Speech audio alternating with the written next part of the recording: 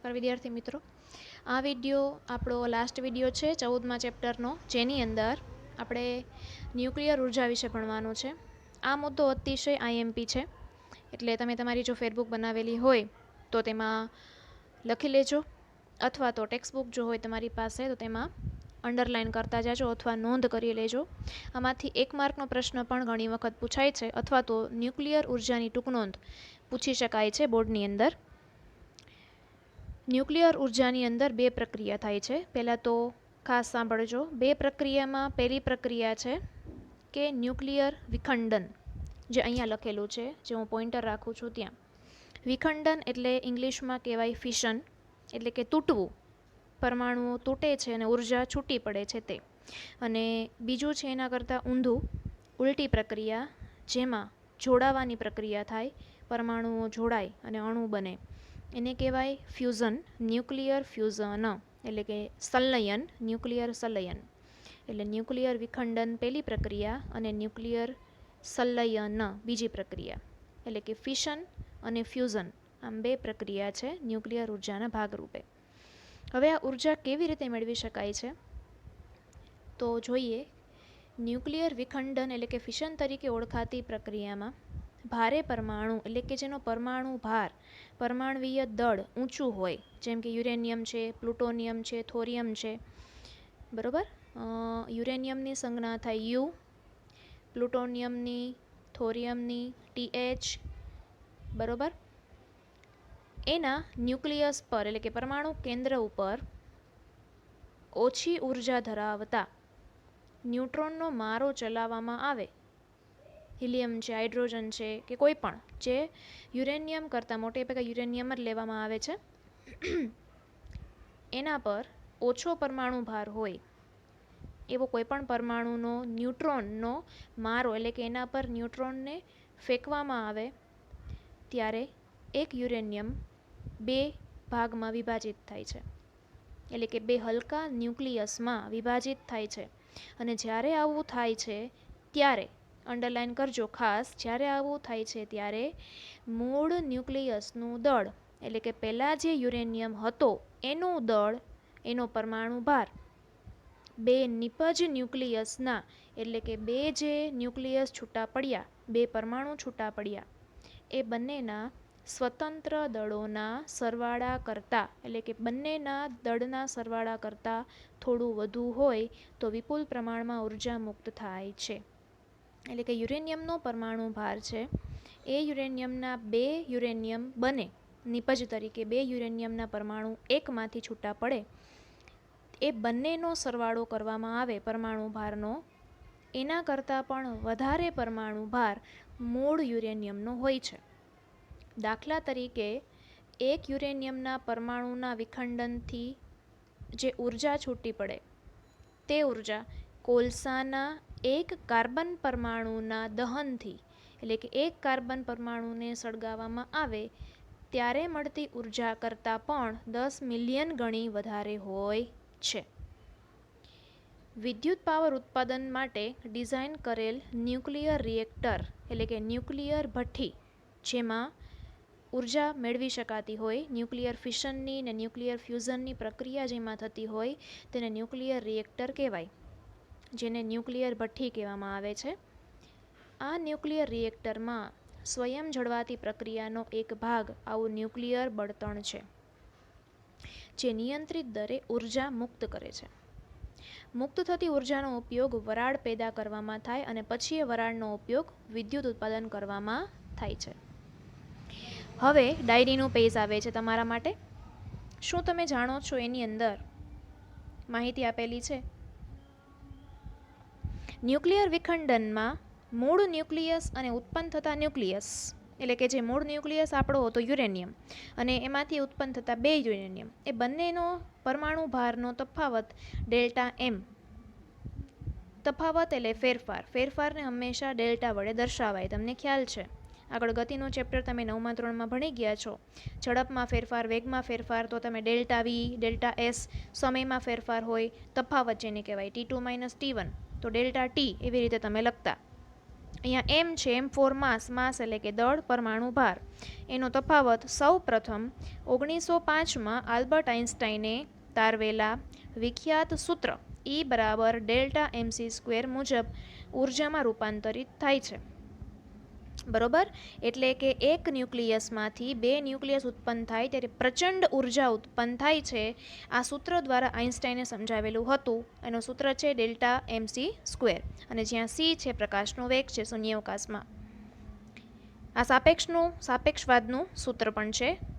Nuclear વિજ્ઞાનની અંદર ઉર્જાને ઘણીવાર EV એટલે કે ઇલેક્ટ્રોન વોલ્ટમાં દર્શાવવામાં આવે છે.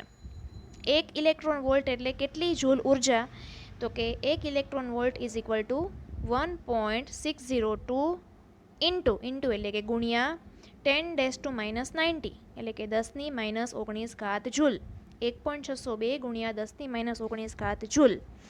ઉપરના સમીકરણ પરથી સરળતાથી ચકાસી શકાય કે એક એટોમિક માસ યુનિટ એટલે કે 1 AMU 931 મેગા ઇલેક્ટ્રોન વોલ્ટ એટલે કે MeV જેટલી ઉર્જાને સમતુલ્ય છે. એટલે કે એક AMU is equal to 931 mega electron volt. Nuclear power reactor ક્યાં આવેલું છે? આ MCQમાં પૂછી શકાય. તો તારાપુર, જે મહારાષ્ટ્રમાં આવેલું છે. પછી રાણા પ્રતાપ સાગર, જે રાજસ્થાન આવેલું છે, રાજસ્થાનમાં. તમિલનાડુનું કલ્પકમ, યુપીનું નરોરા, ઉત્તર પ્રદેશનું નરોરા, અને ગુજરાતનું કાકરાપાર, અને કર્ણાટકમાં કઈગામાં આવેલા છે. ભઠ્ઠી જે છે ન્યુક્લિયરની ભઠ્ઠી, તે જેમની વિદ્યુત ઉત્પાદન ક્ષમતા આપણા દેશની પ્રસ્થાપિત કુલ ક્ષમતાની માત્ર 3%થી પણ ઓછી છે. જ્યારે ઘણા ઔદ્યોગિક દેશો પોતાની વિદ્યુત ક્ષમતાની આવશ્યકતાના 30%થી પણ વધુ ન્યુક્લિયર રિએક્ટરો દ્વારા પ્રાપ્ત કરી રહ્યા છે. હવે આગળ જોઈએ. ન્યુક્લિયર પાવર જનરેટરનો સૌથી મોટો ખતરો શું? આને મર્યાદા કહેવાય. ઉપરનો ફાયદો હતો, હવે મર્યાદા છે. કે ખતરો શું? તો કે ઉપયોગ થયા બાદ વધેલા ન્યુક્લિયર ઈંધણનો સંગ્રહ તથા નિકાલ કેવી રીતે કરવો? કારણ કે વધેલા ઈંધણમાં હજી પણ યુરેનિયમ અને તેના હાનિકારક કણો વિભંજન પામી વિકિરણો ઉત્સર્જન ચાલુ રાખે છે. તમને ખ્યાલ હોય તો, જો જૂનું 9મા ધોરણની પાઠ્યપુસ્તકમાં તમે ક્યારે જોયું હોય તો આલ્ફા બીટા ગેમા નામના વિકિરણો અમુક વૈજ્ઞાનિકે શોધ્યા હતા યુરેનિયમના પરમાણુ દ્વારા. બરોબર, યુરેનિયમ છે તે રેડિયો એક્ટિવ વિકિરણ ધરાવતો પરમાણુ છે. કન્ટિન્યુ તેમાંથી રેડિયો એક્ટિવ વિકિરણો ઉત્પન્ન થયા રાખતા હોય છે. એમાંથી અમુક આલ્ફા વિકિરણો, કોઈ બીટા, કોઈ ગેમા, આ પ્રકારના વિકિરણો છૂટા પડે છે. હવે ન્યુક્લિયર ફ્યુઝનની પ્રક્રિયા થઈ હોય તો અમુક પરમાણુ છૂટા પડ્યા, જે બાકીનું હજી યુરેનિયમ પડેલું છે તે પોતાનામાંથી એની મેળે ને મેળે આપમેળ વિકિરણોનું ઉત્સર્જન ચાલુ રાખે છે, જેમ અહીંયા લખેલું છે તેવી રીતે. બરોબર, જો આ ન્યુક્લિયર ઈંધણનો બચેલો ભાગનો યોગ્ય રીતે સંગ્રહ કે નિકાલ કરવામાં ન આવે તો પર્યાવરણ પ્રદૂષિત થાય. ઉપરાંત ન્યુક્લિયર વિકિરણોના આકસ્મિક લીકેજ, વાતભઠ્ઠી છે જે રિએક્ટર જે છે ન્યુક્લિયર રિએક્ટર, એ લીકેજ હોય તો એ રેડિયો એક્ટિવ વિકિરણો છે નીકળી જાય બહાર, તો પણ ખતરો થાય, જેને આકસ્મિક સ્ખલન કહેવાય, લીક થવું. ન્યુક્લિયર પાવર પ્લાન્ટ સ્થાપિત કરવાનો મોટો ખર્ચ, એ ઉપરાંત વાતાવરણ પ્રદૂષિત થવાનું જોખમ, યુરેનિયમની મર્યાદિત ઉપલબ્ધતા એટલે કે યુરેનિયમનો જથ્થો પણ ઓછો છે, એને લીધે ન્યુક્લિયર ઉર્જાનો મોટા પાયા પરનો ઉપયોગ શક્ય બનતો નથી. ન્યુક્લિયર પાવર સ્ટેશનની રચના પૂર્વે એટલે કે પહેલાં ન્યુક્લિયર ઉર્જાનો ઉપયોગ પ્રથમ તો વિનાશ માટે કરવામાં આવ્યો હતો. ન્યુક્લિયર હથિયારમાં થતી શૃંખલા વિખંડન પ્રક્રિયા એટલે કે ફિશનની પ્રક્રિયા તથા નિયંત્રિત ન્યુક્લિયર રિએક્ટરમાં થતી પ્રક્રિયામાં ભૌતિક વિજ્ઞાનના સિદ્ધાંતો સમાન છે, પરંતુ બંને પ્રકારના સાધનોની રચના સંપૂર્ણપણે એકબીજાથી જુદી છે. આટલો પેરેગ્રાફ અથવા આટલો મુદ્દો પરીક્ષામાં આવી શકે છે. હવે આવે છે ડાયરીનું પેજ, અને એનું નામ છે ન્યુક્લિયર સંલયન. એને ઇંગ્લિશમાં કહેવાય ન્યુક્લિયર ફ્યુઝન. આ મુદ્દો સહેજ સહેલો છે ઉપરના મુદ્દા કરતાં. અહીંયા જોડાવાની વાત થાય છે. અને જે આપણા સૂર્યની અંદર ને તારાઓની અંદર જે પ્રક્રિયા જોવા મળે છે તે આ પ્રક્રિયા છે. એટલે 1 માર્કની અંદર પ્રશ્ન પૂછાય તો તમે લખી શકો છો કે સૂર્ય અને તારાની અંદર નીચેનામાંથી કઈ પ્રક્રિયા થાય છે? તો ન્યુક્લિયર ફ્યુઝનની પ્રક્રિયા થાય છે. બરોબર, જોઈએ. હાલમાં બધા જ વ્યાપારિક ન્યુક્લિયર રિએક્ટરો ન્યુક્લિયર વિખંડન પ્રક્રિયા પર આધારિત છે, એટલે કે ફિશન પર, તોડવા ઉપર આધારિત છે. પરંતુ અન્ય પ્રમાણમાં વધારે સુરક્ષિત પ્રક્રિયા જો કોઈ હોય તો તે છે જોડાવાની, એટલે કે ન્યુક્લિયર સંલયનની. કારણ કે એમાં ઉર્જા મુક્ત થવાનો ભય રહેશે નહીં અને નવા પરમાણુ બનશે અને ઉર્જા છે આપણે ઉપયોગ કરી શકશું. જ્યારે ફિશનની અંદર શું થાય, ઉર્જા મુક્ત થાય, લીકેજ હોય તો પર્યાવરણને નુકસાન થાય. એટલે આ સુરક્ષિત પ્રક્રિયા છે અને ફિશન જે પ્રક્રિયા છે તે થોડીક જોખમી પ્રક્રિયા કહી શકાય. હવે આ પ્રક્રિયામાં થાય છે શું, અહીંયા પણ ન્યુક્લિયર સંલયન પ્રક્રિયા દ્વારા ઉર્જા ઉત્પન્ન થાય. કેવી રીતે, તો કે બે પરમાણુ જોડાઈને એક નવો પરમાણુ બને છે ત્યારે. પણ એટલું જોખમી નથી જેટલું ન્યુક્લિયર ફિશન છે. સંલયન એટલે શું, અંડરલાઇન કરજો અથવા લખી લેજો કે બે હલકા ન્યુક્લિયસોને એટલે કે પરમાણુઓને જોડી ભારે પરમાણુ ભારવાળા ન્યુક્લિયસ એટલે કે ભારે વજનમાં પરમાણુ ભાર જેનો હોય એવો પરમાણુ બનાવવાની પ્રક્રિયા કે પરમાણુ કેન્દ્ર બનાવવાની પ્રક્રિયા, જેમાં મુખ્યત્વે હાઇડ્રોજન અથવા હાઇડ્રોજનના સમસ્થાનિક વડે હિલિયમ બનાવવામાં આવે છે. અહીંયા તમને સમીકરણ આપેલું છે. હાઇડ્રોજનનો પરમાણુ બીજા હાઇડ્રોજનના પરમાણુ સાથે જોડાય એટલે એક ન્યુટ્રોન છૂટો પડે છે અને હિલિયમનો અણુ બને છે અથવા એક હિલિયમનો પરમાણુ બને છે એમ કહી શકાય. તો અહીંયા જોડાવાની પ્રક્રિયા થઈ એટલે આને ન્યુક્લિયર ફ્યુઝનની પ્રક્રિયા કહેવામાં આવે છે. અહીં પણ આઇન્સ્ટાઈનના સમીકરણ મુજબ વિશાળ માત્રામાં ઉર્જા ઉત્સર્જિત થાય છે. હવે અહીંયા ઉર્જા ઉત્સર્જિત શું કામ થાય છે, કારણ કે અહીંયા તો જોડાય છે બે પરમાણુ. તો ઉર્જા ઉત્સર્જિત થવાનું કારણ એ છે કે આ પ્રક્રિયામાં નિપજ ન્યુક્લિયસનું દળ એટલે કે અહીંયા જે હિલિયમ બન્યો તેનું દળ પ્રક્રિયામાં ભાગ લેતા એટલે કે આ બંને હાઇડ્રોજન જે ભાગ લે છે તે એના મૂળ ન્યુક્લિયસોના દળના સરવાળા કરતાં થોડું ઓછું હોય છે. આનું પરમાણુ દર, હિલિયમનો પરમાણુ ભાર, આ બંનેના ટોટલ સરવાળો તમે કરો પરમાણુ ભારનો એના કરતાં થોડુંક ઓછું હોય છે.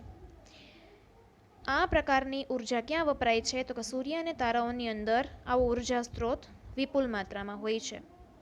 ન્યુક્લિયર સંલયન પ્રક્રિયામાં ન્યુક્લિયસોને પરસ્પર જોડવા માટે પ્રચંડ ઉર્જા જરૂરી છે. ન્યુક્લિયર સંલયન પ્રક્રિયા થવા માટેની આવશ્યક શરતો આત્યંતિક છે, એક્સ્ટ્રીમ છે. મિલિયન ડિગ્રી જેટલું તાપમાન અને મિલિયન પાસ્કલ જેટલું દબાણ, આટલી એની શરત જરૂરી છે કે અમુક તાપમાન અને દબાણ જરૂરી છે એટલે ઉર્જા ઉત્પન્ન થશે. તમે વિચારો, એમાં ન્યુક્લિયર ફ્યુઝનની પ્રક્રિયા તારાની અંદર ને સૂર્યની અંદર થાય છે. સૂર્ય ધગધગતા વાયુનો ગોળો એમને નથી કીધો, કારણ કે સૂર્ય આખે આખો હાઇડ્રોજન અને હિલિયમનો બનેલો છે. કન્ટિન્યુ તેમાંથી હાઇડ્રોજનનું હિલિયમમાં રૂપાંતર થયા જ કરતું હોય એટલે એમાં ઉર્જા છૂટી પડે છે. હાઇડ્રોજન બોમ્બ અંડરલાઇન કરતા જાજો, આઈએમપી લખજો, અહીંયા એમસીક્યુ લખજો અથવા એક માર્ક એવું લખજો. હાઇડ્રોજન બોમ્બ થર્મોન્યુક્લિયર સંલયન પ્રક્રિયા પર આધારિત છે, એટલે કે તાપ ન્યુક્લિયર સંલયન પ્રક્રિયા પર આધારિત છે. ન્યુક્લિયર બોમ્બ જેવા કે યુરેનિયમ અથવા પ્લુટોનિયમના વિખંડન પ્રક્રિયા પર આધારિત છે. હાઇડ્રોજન બોમ્બ છે તે ફ્યુઝન ઉપર આધારિત છે અને ન્યુક્લિયર બોમ્બ છે તે ફિશન ઉપર આધારિત છે. તેને હાઇડ્રોજન બોમ્બની મધ્યમાં રાખવામાં આવે છે. આવા ન્યુક્લિયર બોમ્બ એવા પદાર્થોમાં સ્થાપિત કરવામાં આવે છે જેમાં ડ્યુટેરિયમ તથા લિથિયમ હોય. ડ્યુટેરિયમ એટલે હાઇડ્રોજનનો સમસ્થાનિક અને લિથિયમ હોય. આ ન્યુક્લિયર બોમ્બ જે વિખંડન પર આધારિત છે તેનો વિસ્ફોટ કરવામાં આવે ત્યારે આ પદાર્થોનું તાપમાન કેટલીક માઇક્રોસેકન્ડમાં ખૂબ વધી જાય છે. કેટલી વધી જાય છે, 10⁷ કેલ્વિન જેટલું વધી જાય છે. આટલું ઊંચું તાપમાન હલકા ન્યુક્લિયસોનું સંલયન થવા માટે જરૂરી ઉર્જા ઉત્પન્ન કરે છે અને વિનાશક માત્રામાં ઉર્જા મુક્ત થાય છે. હવે આવે છે ત્યાર પછીની પ્રવૃત્તિ 14.7 કે વર્ગમાં એ પ્રશ્ન પર ચર્ચા કરો. સમુદ્ર તાપીય ઉર્જા, પવન અને જૈવભાર ઉર્જાનો અંતિમ સ્ત્રોત કયો છે? શું આ સંદર્ભમાં ભૂતાપીય ઉર્જા તથા ન્યુક્લિયર ઉર્જા જુદી છે? જો હા તો કેમ અને જો ના તો કેમ? તમે જળવિદ્યુત ઉર્જા અથવા તરંગ ઉર્જાને કઈ શ્રેણીમાં રાખશો? બરોબર, એટલે આગળના મુદ્દા તમે વિડીયોને પોઝ કરી અને ફરીથી વાંચો તો તમારે ત્રણેય પ્રશ્નના જવાબ તમને મળી જાય. ત્યાર પછીના ગુલાબી ક્વેશ્ચન છે, સૌર કુકર માટે કયો અરીસો અંતર્ગોળ, બહિર્ગોળ કે સમતલ અરીસો સૌથી વધારે યોગ્ય છે અને શા માટે? આ જવાબ છે 1 માર્કનો છે, એટલે મને કમેન્ટ બોક્સમાં લખીને મોકલજો જો તમને આવડે તો. પહેલો પ્રશ્ન સહેલો છે, સૂર્ય કુકરની અંદર કેવો અરીસો વપરાય? અંતર્ગોળ, બહિર્ગોળ કે સમતલ અને શા માટે? પછી છે, મહાસાગરોમાં પ્રાપ્ત થતી ઉર્જાની મર્યાદા શું? પછી ભૂતાપીય ઉર્જા એટલે શું? એટલે ત્રીજો પ્રશ્ન છે, આગળ આપણે જોઈ ગયા છીએ ટૂંકનોંધ સ્વરૂપે. અને ન્યુક્લિયર ઉર્જાના ફાયદા કયા? બરોબર. એટલે આ ત્રીજો, ચોથો, બીજો, 3 છે તે તમે નહીં કમેન્ટની અંદર લખી નહીં શકો કારણ કે મોટા છે, પણ પહેલા પ્રશ્નનો જવાબ નાનકડો હોવાથી જો આવડે તો લખજો, ફરજિયાત નથી. પર્યાવરણ વિષયક પરિણામ. ભાઈ ઉર્જા આપણે જોઈ આ ચેપ્ટરની અંદર, અને આ છેલ્લો મુદ્દો છે.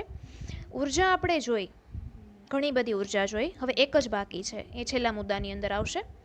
આ બધી ઉર્જા છે એમાંથી મોટાભાગની ઉર્જા છે ભવિષ્યમાં વાપર્યા પછી પણ ખૂટવાની નથી, પાછી મળશે. એટલે મોટાભાગની છે બધી પુનઃ પ્રાપ્ય છે.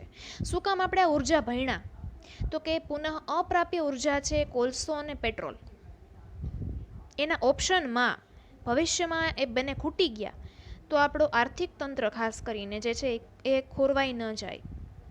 તો એના માટે થઈને આ બધી ઉર્જાઓ કામ લાગી શકે. ઉર્જાની ડિમાન્ડ છે વધતી જાય, સ્વાભાવિક છે. આગળ ને આગળ આપણે પ્રગતિ કરીએ છીએ તો ઉર્જા જોશે. તો પેટ્રોલ ને ડીઝલ નહીં હોય તો વાહન વ્યવહાર રોકાઈ જશે, ઠપ થઈ જશે. તો એ ન રોકાય.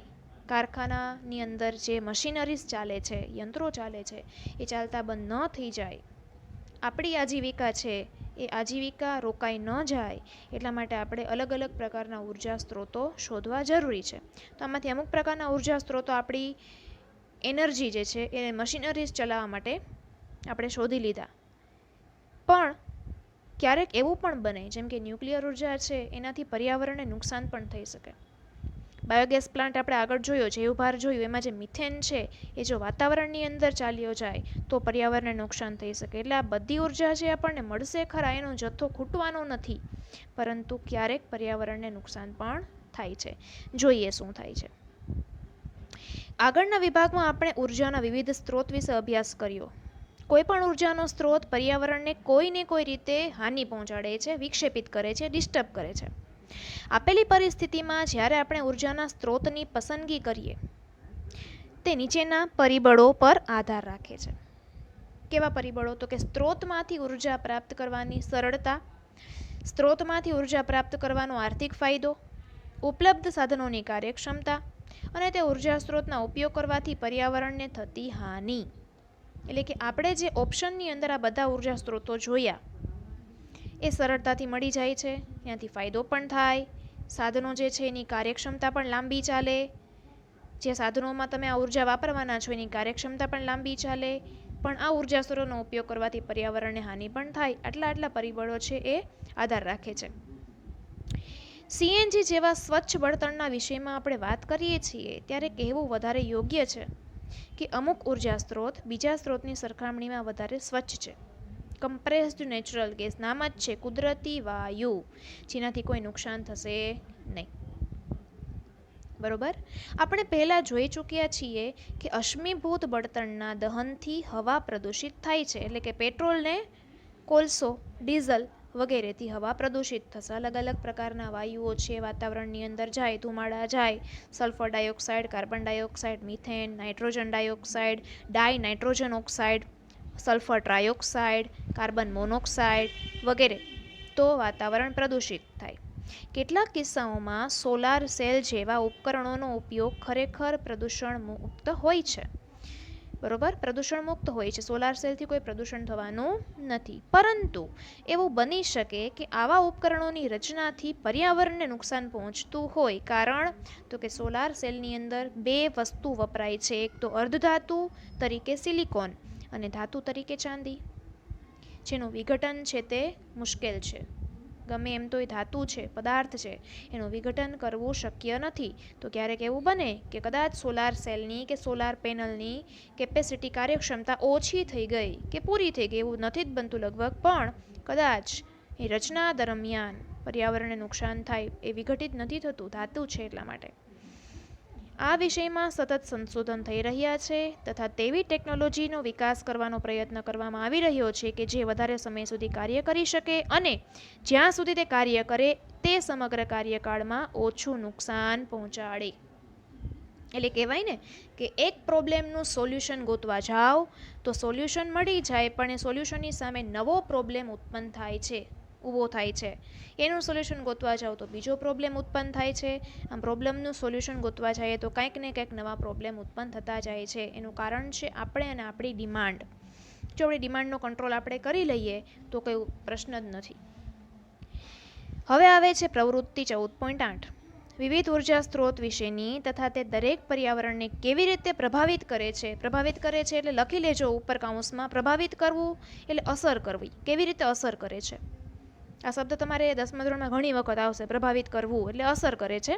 પર્યાવરણને શું નુકસાન કે ફાયદો એમ તેની જાણકારી પ્રાપ્ત કરો. તો તમને એવા આઈડિયા આવી ગયો હશે એટલે આ મુદ્દો લખવાની જરૂર નથી. દરેક ઉર્જા સ્ત્રોતના લાભાલાભ એટલે કે લાભ અને ગેરલાભ પર ચર્ચા કરો તથા તેને આધારે ઉર્જાનો સર્વોત્તમ સ્ત્રોત પસંદ કરો કે તમારા માટે સર્વોત્તમ સ્ત્રોત કયો. મને જરાક આ જે મુદ્દો છે એનો આન્સર લખીને મોકલજો. જો તમને આવડે તો આ પણ ફરજિયાત નથી કે તમારા મત મુજબ તમે જેટલા ઉર્જા સ્ત્રોત જોયા એમાંથી સારો કે શ્રેષ્ઠ ઉર્જા સ્ત્રોત તમને કયો લાગે છે. પછી છે કોઈ પણ ઉર્જા સ્ત્રોત આપણા માટે ક્યાં સુધી રહેશે. How long will an energy source last us. કારણ કે કોલસો ને પેટ્રોલ ઉર્જા સ્ત્રોત એવા છે કે જેમ વાપરશું એમ એનો જથ્થો ખૂટવાનો છે. એ તો આપણા પર ડિપેન્ડ કરે છે કે ક્યાં સુધી એને સાચવી શકશું આપણે.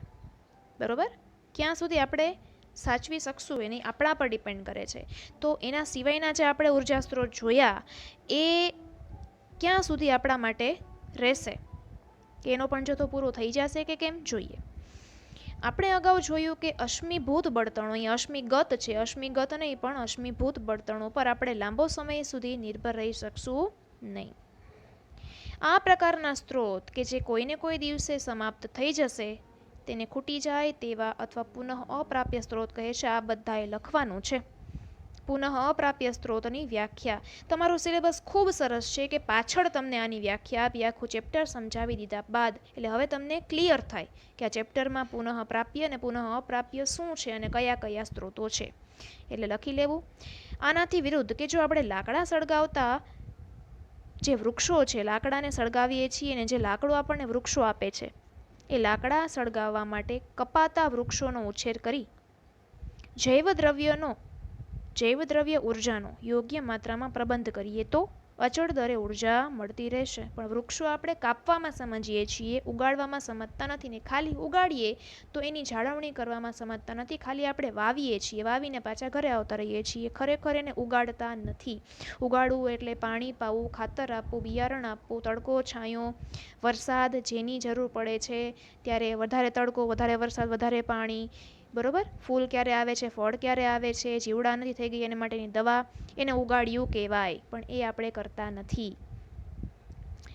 જો આવો પ્રબંધ કરવામાં આવે તો એના દ્વારા જે આપણને જૈવદ્રવ્ય મળતા રહેશે તો ઉર્જાનો કોઈ ખૂટવાનો સંભાવના રહેશે નહીં. આથી આવા ઉર્જા સ્ત્રોત કે જેનું પુનઃ ઉત્પાદન શક્ય છે તેવા ઉર્જા સ્ત્રોતને પુનઃ પ્રાપ્ય ઉર્જા સ્ત્રોત કહે છે. તો અહીંયા તમારે બે પ્રકારની વ્યાખ્યા આવી. પુનઃ અપ્રાપ્ય જેમાં અશ્મિભૂત બળતણ અને પુનઃ પ્રાપ્યમાં વૃક્ષો. બરોબર છે. આપણા પ્રાકૃતિક પર્યાવરણમાં એટલે કે નેચરની અંદર પુનઃ પ્રાપ્ય ઉર્જા ઉપલબ્ધ છે.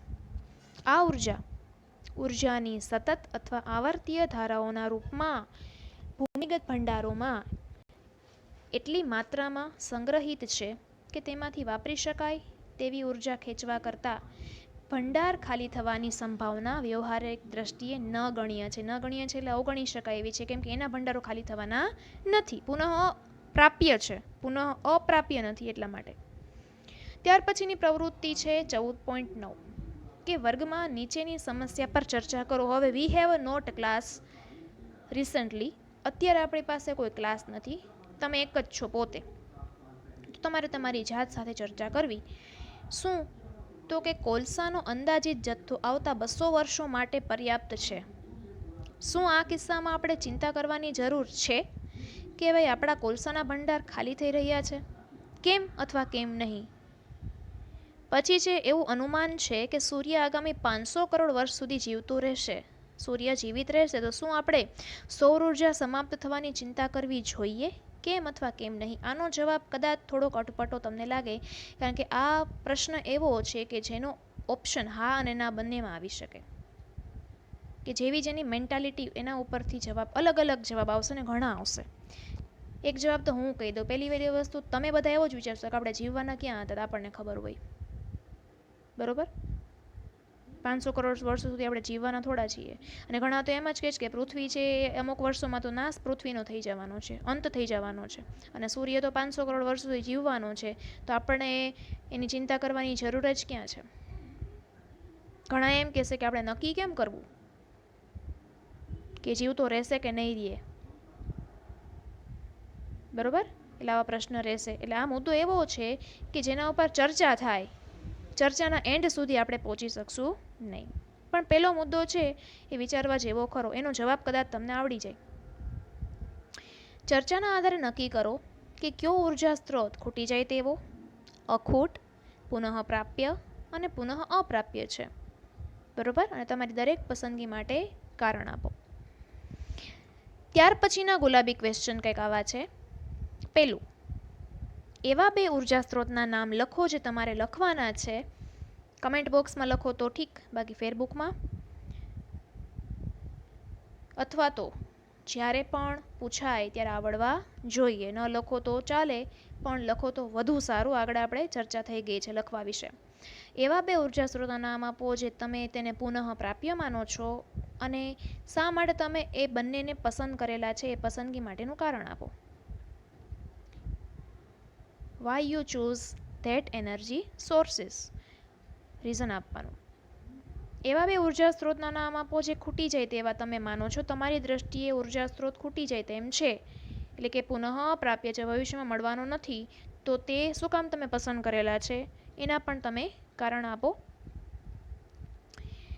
અને લાસ્ટ ઉર્જા છે તરંગ ઉર્જા. તરંગ ક્યાં ઉત્પન્ન થાય? દરિયામાં. સમુદ્ર કિનારાની નજીકના મોટા તરંગો સાથે સંકળાયેલી ગતિ ઉર્જા. એ જ રીતે આંતરીને વિદ્યુતનું ઉત્પાદન કરી શકાય છે. સમુદ્ર તટ પર એક તરફથી બીજી તરફ વહેતો ભારે પવન, એ પવન વડે તરંગો રચાય છે, જેને મોજા કહેવામાં આવે છે, દરિયાના મોજા. તરંગો જ્યાં વધુ તીવ્ર હોય ત્યાં જ તરંગ ઉર્જાનો વ્યવહારિક ઉપયોગ કરી શકાય. આનો વિડીયો પણ તમારે જોવો હોય તો તમે સર્ચ કરી શકો છો, વેવ એનર્જી કરીને. ખૂબ સરસ આનો વિડીયો ઉપલબ્ધ છે. તરંગ ઉર્જાને આંતરીને ટર્બાઇન રહેલા હોય છે, જ્યાં વધારે તમને હું જરાક ટૂંકમાં માહિતી આપી દઉં જેથી તમને વિડીયો સમજવાની મજા આવે. જ્યાં વધારે પ્રકારના મોજા ઉત્પન્ન થતા હોય ને, વધારે પ્રમાણમાં, પ્રકારના નહીં પણ વધારે પ્રમાણમાં મોજા ઉત્પન્ન થતા હોય જોશથી, ત્યાં ટર્બાઇન ગોઠવેલા હોય અને હવાના પ્રેશરને કારણે ટર્બાઇન ફરે અને એને ટર્બાઇન ફરવાને આધારે વિદ્યુત ઉત્પન્ન થાય છે. બરોબર? આટલું મેં ટૂંકમાં સમજાવ્યું. જ્યાં તરંગો વધુ તીવ્ર હોય ત્યાં જ તરંગ ઉર્જાનો વ્યવહારિક ઉપયોગ કરી શકાય છે. તરંગ ઉર્જાને આંતરીને ટર્બાઇનનું ભ્રમણ કરાવી વિદ્યુત ઉર્જાનું ઉત્પાદન કરી શકાય તેવી જુદી જુદી સંરચનાઓ વિકસાવવામાં આવી છે. બરોબર? એટલે તરંગ ઉર્જાનો વિડીયો, થર્મલ એનર્જી, પવન ઉર્જા, કોઈપણ પ્રકારના વિડીયો તમારે જોવા હોય તો તમને ખબર જ છે, તમને આવડે પણ છે, હોશિયાર છો તમે બધા, એ તમે જોઈ શકશો. પણ આ કાર્ય કેવી રીતે થાય છે એમાં તરંગ ઉર્જાનો વિડીયો જોવા જેવો ખરો એકવાર, કે તરંગ ઉર્જા દ્વારા વિદ્યુત ઉત્પન્ન કેવી રીતે થાય. બરોબર? અને બીજું કે ન્યુક્લિયર ઉર્જા વડે વિદ્યુત ઉત્પન્ન કેવી રીતે કરી શકાય, એ જસ્ટ તમારી સમજૂતી માટે છે. એમાંથી કાંઈ પૂછાશે નહીં, એટલે તમને વધારે સારી રીતે તમે સમજી શકો. બરોબર છે?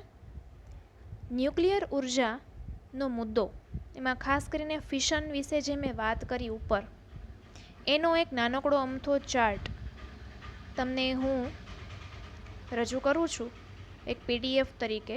તમે જોઈ અને સમજી લેજો. અહીંયા તમારું ચેપ્ટર પૂરું થાય છે. આવતા વીકની અંદર ફરીથી એક નવા ચેપ્ટર સાથે આપણે શરૂઆત કરીશું. આ વિડીયો લાઈક કરો, સબસ્ક્રાઈબ કરો. Thank you.